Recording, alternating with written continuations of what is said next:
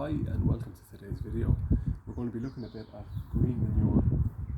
So it might be a term you'd have heard before, but basically what it is you generally use it in your vegetable gardens. So vegetable plots or whatever little area you have for growing vegetables.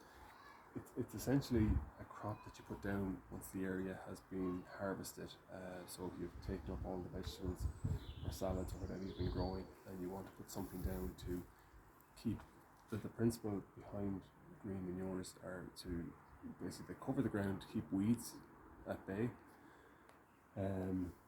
If you're using an overwinter crop like I have here, Phacelia, it will protect the soil from frost, from erosion, and other things like that.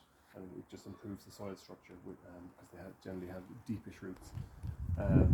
What I have here, Phacelia, is it's one of the green manure crops you can use for overwintering. So some of the crops wouldn't be suitable, they wouldn't last the winter, but the likes of Phacelia will last through the winter. They're kind of a hardy animal. And so I planted these in September. I had radishes and turnips and a few other salad crops growing there, which I was growing on a continual basis. And then once they finished up, I put the Phacelia down so I can cover the space and then keep it nice and fresh for when I'm going to use it again in springtime, which we're getting towards now. So I put this down in September, generally about 6 weeks after it flowers. A lot of people, when they're using green manures, will maybe cut them down before they flower because they can become a little bit invasive after that, but I was keeping it for overwintering. So the likes of the Phacelia it's called a nitrogen holder, so it stores lots of nitrogen in its ferny foliage. So by digging it back into the soil, and it feeds the soil with nitrogen, and it prepares the soil then for when I'm planting into it, and has it without having to feed it artificially. So because the foliage is quite high, what I need for this task is I have my garden fork and I have a shears. So basically just going to chop this down quite small. And you don't really need to dig it in fully. You can see there's a little section I've done here already, so you can still see some of the foliage. So maybe 15-20 centimeters at max you dig down. So a little bit of showing, that's fine. And at this time of year, you usually need about 4 to 5 weeks to let it to break down into the soil. In the summertime, if you were doing it and the soil's a bit warmer, 2 weeks would be plenty.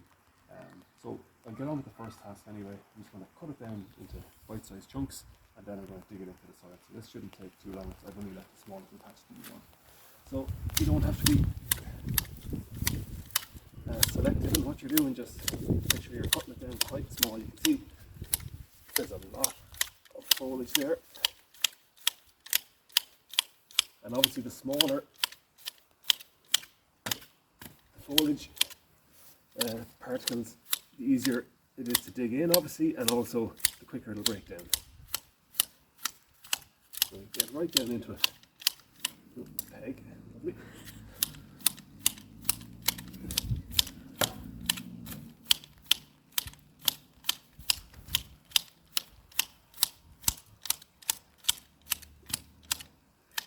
So then maybe other bits I'll come across as I'm digging in that need to be cut down a bit further. But you can see that's the basis of it there.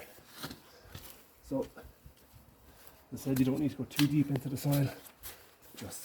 And even, some people will just leave it as a top dressing on top of the soil and let it break down into the soil itself, and generally the worms will take it back down, but it takes a bit longer for that. We're kind of mid-January now, so this will be ready to plant into kind of the start of March, which is ideal.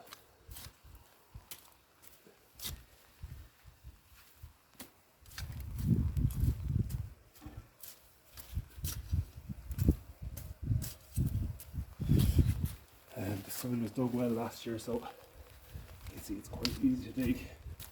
I've had a good bit of compost added to it over the year as well, so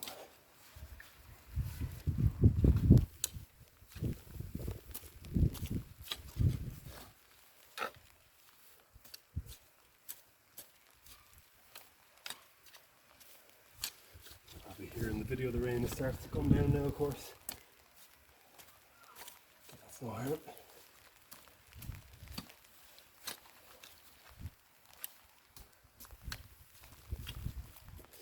You don't need to worry too much at this stage about soil levels and having it too level.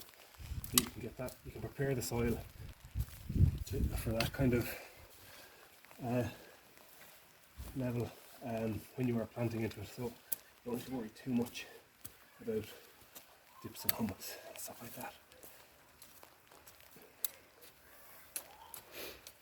So that's fine for what it is there, and as I said, it'll take about maybe 4 to 5 weeks for that to be ready to plant into. The reason you don't plant into it straight away is because the bacteria that'll be breaking down that foliage take nitrogen from the soil as they do that. So if you plant into it now, there would be a deficiency of nitrogen, and that wouldn't be good for any of your new plants, your seedlings. So you need to allow that time for it to.